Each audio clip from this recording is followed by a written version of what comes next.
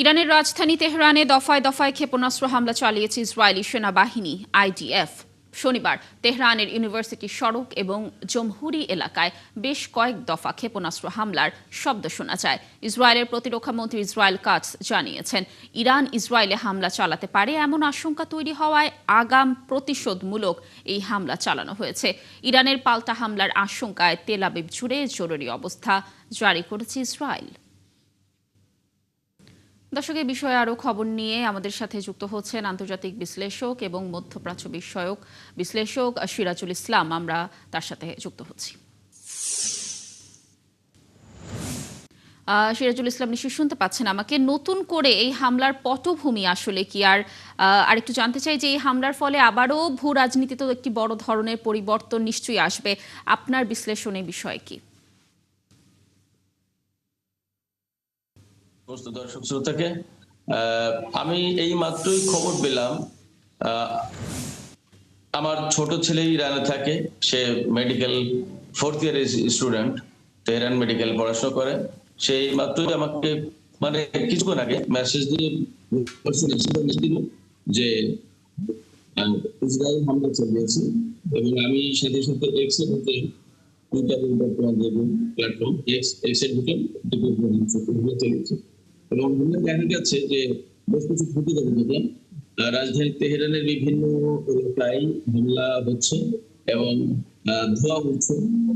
যতদূর আমি ধারণা করছি বা খবর পেলাম সেটা হচ্ছে যে সুনির্দিষ্ট টার্গেটে হামলা করা হয়েছে, বিশেষ করে ইরানের সর্বোচ্চ নেতা থেকে শুরু করে এই নেতৃস্থানীয় ব্যক্তিদের বাসা বাড়ি, অফিস আদালত কমপ্লেক্স, এরকম জায়গায় হামলাগুলো প্রধানত হয়েছে বলে ধারণা করা বা খবর পাচ্ছি। আমার ছোট ছেলে যা জানালো, আমি আমার ছোট ছেলের বরাদ দিয়ে বলছি এই কারণে যে মাত্রই ক্লাস করতে হলো, তো সে জানালো তার ক্লাস ছিল আজকে, তো ক্লাসটা সমস্ত সবকিছু অফ হয়েছে। এবার তো তোর সাথে ফিরে যাওয়ার চেষ্টা করছি, গাড়িও ঠিক মতো পাচ্ছে না।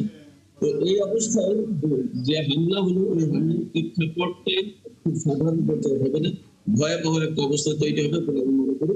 কারণ ইরান কোনো মতেই এই হামলা বরদাস্ত করবে না, ইরান জবাব দেবে। এবং এইভাবে শুধু ইসরায়েল চালাবে, ইসরায়েল কারেন্ট টেলিভিশন, এটা সেনা এবং সরকারের সাথে রিলেটেড একটা টেলিভিশন চ্যানেল, ইসরায়েলের কারেন্ট টেলিভিশন চ্যানেল জানিয়েছে যে এই হামলাটা করেছে মূলত ইসরায়েল এবং আমেরিকা দুই পক্ষের একসাথে মিলে, অর্থাৎ এরা জোটবদ্ধভাবে ইরানের বিরুদ্ধে হামলা চালিয়েছে।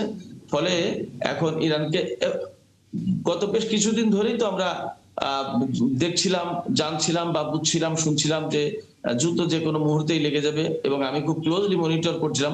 আমার ছেলে থাকে, আমি সেখানে নিজেও ছিলাম এক সময় বহুদিন ধরে, এবং এখন যেহেতু আন্তর্জাতিক বিষয় নিয়ে আমি কাজ করি, সেখানে ক্লোজলি মনিটর করছিলাম।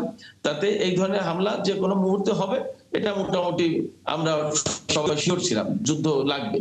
এখন ইরান কিভাবে জবাব দেয় সেটা একটা ব্যাপার, এবং ইরানের পক্ষ থেকে আগেই ঘোষণা করা হয়েছে কিন্তু যে এবার যদি একটা গুলি চালাই তাহলে কিন্তু যুদ্ধটা একদিনে বা তাৎক্ষণিকভাবে শেষ হবে না, সিজফায়ার হবে না।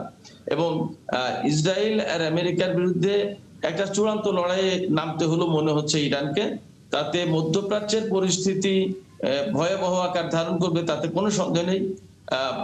এবং ইরান কতটুকু ক্ষতিগ্রস্ত হবে সেটা তো একটা বিষয়। এট দ্য সেম টাইম আমরা অনেকেই মনে করি যে ইসরায়েলের সিচুয়েশনটাও খুব একটা ভালো থাকবে না, এবং মধ্যপ্রাচ্যে যে মার্কিন সেনা মোতায়েন করা হয়েছে তাদের পরিস্থিতিও সম্ভবত খুব একটা স্বাভাবিক সুস্থ থাকার কথা না। ইরান ভয়ঙ্কর ভাবেই পাল্টা হামলা চালানোর চেষ্টা করবে, বিকজ এটা তার অস্তিত্বের প্রশ্ন। সাথে সাথে তার পাশে চীন এবং রাশিয়ার মতো শক্তি রয়েছে। সিরাজুল ইসলাম, আরও একটি বিষয় জানতে চাচ্ছি, যেমনটি আমরা বলছিলাম যে ভূ রাজনীতিতে পরিবর্তনের কথা, এখানে তো আমেরিকার একটি ভূমিকার কথা চলেই আসে। ইসরায়েল যেহেতু আমেরিকার একটি তত্ত্বাবধানে থেকে এ ধরনের হামলায় গিয়েছে, এবং তারা যেমনটি বলেছে যে তারা একটি হামলার আশঙ্কা থেকেই মূলত আজ তেহরানে এই হামলাটি করেছে। এবং আপনি যে বিষয়টি বলছিলেন যে মধ্যপ্রাচ্যে যারা আমেরিকান সেনা মোতায়েন রয়েছে তাদের উপর কি ধরনের প্রভাব পড়তে পারে, এই বিষয়ে একটু জানবো, এবং আমেরিকার কি পদক্ষেপ এই মুহূর্তে হতে পারে এই হামলার পর। না, অলরেডি তো আমি বললাম যে এই হামলাটা শুধুমাত্র ইসরায়েল চালায়নি, এই হামলাটা মূলত ইসরায়েল আমেরিকা যৌথ হামলা হচ্ছে, এবং এটা হওয়াটাই স্বাভাবিক। অ্যাকচুয়ালি আমি বিশ্বাস করি আপনিও মনে হয় জানবেন বা বুঝবেন যে ইসরায়েল তো আসলে স্বতন্ত্র কোনো রাষ্ট্র না। আমি কখনোই বলি না যে ইসরায়েল কোনো স্বতন্ত্র রাষ্ট্র। ইসরায়েল অ্যাকচুয়ালি আমেরিকার extension in the middle east, এবং ইরান এটাকে বলে আমেরিকার 51তম অঙ্গরাজ্য বা স্টেট। কেমন? তো সেক্ষেত্রে ইসরায়েল যদি কখনো বিপদে পড়ে তার মানে সেটা ইরানেরই আমেরিকারই বিপদ। অর্থাৎ এই যে ইসরায়েল হামলা চালাচ্ছে সেটা আমেরিকারই হামলা। এবং আপনি খেয়াল করে থাকবেন যে জেনারেল আরফোর্ডকে কিন্তু ইসরায়েলের উপকূলে নিয়ে যাওয়া হয়েছে। তেল আবিব বা হাইফার কাছাকাছি কোনো একটা জায়গায় রাখা হয়েছে, এবং এটা রাখা হয়েছে মূলত ইসরায়েলকে প্রোটেকশন দেওয়ার জন্য। তার মানে আমেরিকান সৈন্য এবং ইসরায়েলি সৈন্য তাদের টোটাল স্বার্থ, তাদের ডিফেন্সের জন্যই জেনারেল আরফোর্ডকে সেখানে নেওয়া হয়েছে। এবং এই যুদ্ধটা আপনি শিওর থাকেন, এবং আমি শিওর অ্যান্ড সার্টেন যে এই যুদ্ধটা আমেরিকা এবং ইসরায়েল মিলেই করছে। ফলে এই যুদ্ধে আমেরিকার সেনাদের উপরও প্রভাব পড়বে তো বটেই। আমেরিকার সেনারা অলরেডি জড়িত হয়েছে এবং তারা এই যুদ্ধে জড়িত আছে। তারা এখন আরব সাগর বা ওমান উপসাগর থেকে কখন হামলাটা শুরু করে, আব্রাহাম লিঙ্কন থেকে, সেটা একটা ব্যাপার। অলরেডি জি এতক্ষণ শুরু হয়ে গেছে কিনা আমরা যখন কথা বলছি সেটাও একটা দেখার ব্যাপার। আর ইরান অবশ্যই বলে রেখেছে তাদের ফার্স্ট টার্গেট হচ্ছে Israel, second target maybe Abraham Lincoln বা মধ্যপ্রাচ্যের যত আমেরিকার ঘাঁটি আছে সমস্ত ঘাঁটি। এইভাবেই যুদ্ধটা করবে জি ইরান। সিরাজুল ইসলাম, সেক্ষেত্রে আমরাও আসলে পরবর্তীতে ইরান আসলে কি ধরনের হামলা করতে যাচ্ছে এই তথ্যের জন্যই মুখিয়ে রয়েছে। আরেকটি বিষয় একটু জানতে চাই, আজ আমরা যেমনটি জানিয়েছি সকাল থেকেই যে পাকিস্তানের সাথে আফগানিস্তানের একটি যুদ্ধ কিন্তু শুরু হয়ে গেছে। এর পরপরই এখন আমরা জানলাম যে ইরানে হামলা করা হয়েছে তেহরানে ইসরায়েলের তরফ থেকে।